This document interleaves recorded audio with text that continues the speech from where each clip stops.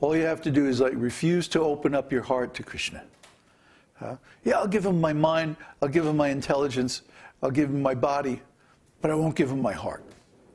We know a lot of devotees like that. So they made a good business out of devotional service, but they haven't reached the actual end, the actual goal, the result of devotional service. They've only gone part way. As a result, they're also giving the same impression to their followers and students. You know, just surrender a little bit, you know, and that's okay.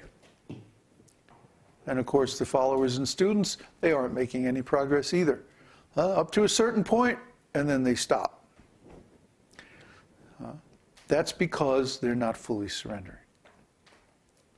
That's because they're unwilling to give everything. They're unwilling to give their hearts.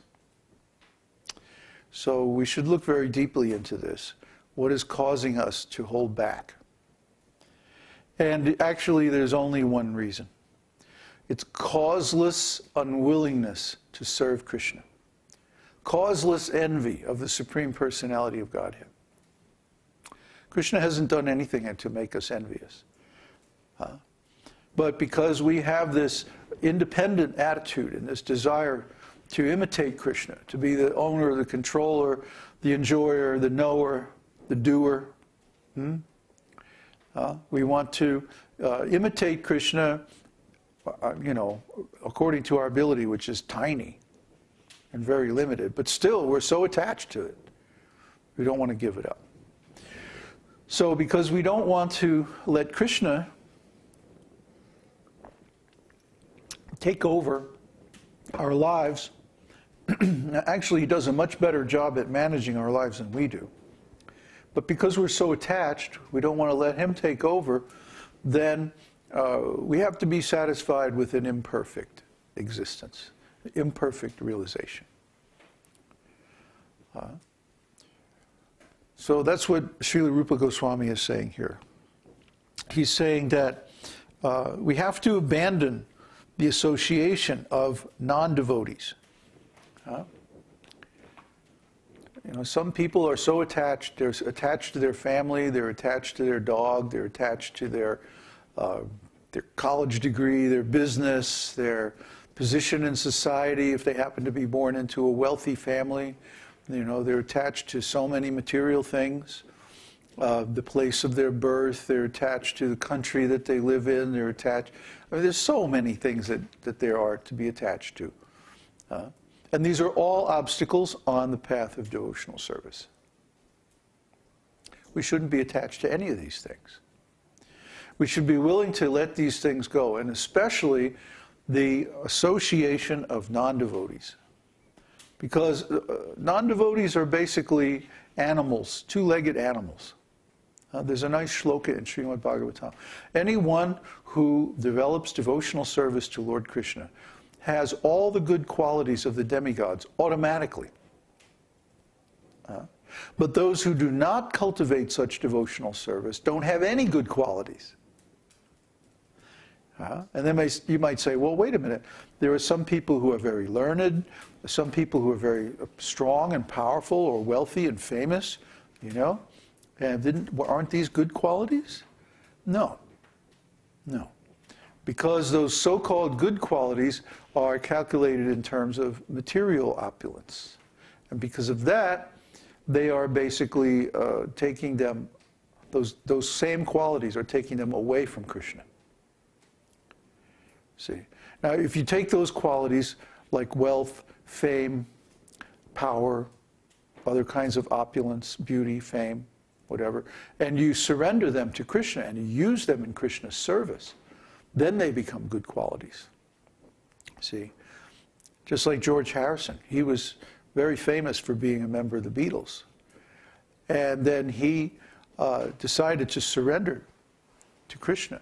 And he actually used his position, in his influence as a famous musician, to do some very nice devotional service. That song, My Sweet Lord, I mean, that probably got more people to chant Hare Krishna than all the devotees in ISKCON put together. So this is a very favorable kind of thing. when one takes one's material opulences and then engages them in devotional service. That's very nice. That is desired. That is wanted. That's approved by great authorities like Rupa Goswami. But those same qualities, if we use them for our own enjoyment, they become a path to hell. I mean, just look at this Michael Jackson character. You know, he had so much fame, he had so much money, he was so popular in so many ways. But he used all of these qualities to imitate Kṛṣṇa, to try to be the enjoyer, the owner, the controller, the doer, the knower. Because of that, he got into a hellish condition of life and got strung out on drugs or who knows what. And somehow or other it destroyed him. He became like the greatest weirdo in the world. I mean, really, he was a strange, strange character. So we can understand that by these examples, that material good qualities aren't really good. They're huge obstacles on the path of devotional service. Devotional service, I was just posting today, devotional service is not a path of ascension. It's not a path of building up something. We're not trying to like accumulate, you know, Kṛṣṇa points, you know. That's a wrong conception of devotional service. Because in material life, we try to build things up, accumulate. This is called aroha, means ascending path. But in devotional service, we follow avaroha, the descending path. The descending means, and we're not trying to build something up, we're trying to tear something down. We're trying to tear down our material identity and uncover our original spiritual identity. Because the material identity is covering the real self. All these misconceptions of who we are as a material being. This material body, I mean, it's basically just an animal. It's a two-legged animal. And we happen to inhabit this body right now, but it's not us. That means the things that are related to this body aren't us either. So we shouldn't be fooled by this. We should get to the bottom of the question, who am I? And the first step is to realize I am a spirit soul. I'm pure consciousness. I'm not this body. I'm eternal. Somehow or other, I got into this bad condition, this fallen condition, this aberrated condition of being identified with a material body. But now I have to get out. And of course, we know the process: chanting, hearing, doing devotional service, like that. We've talked on these things so many times.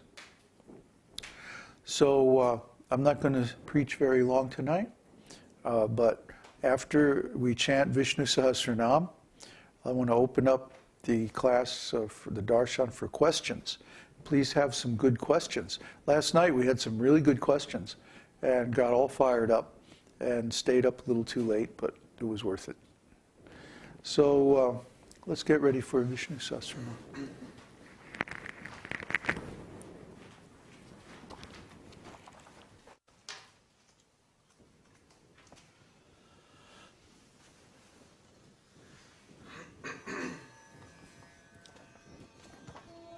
Om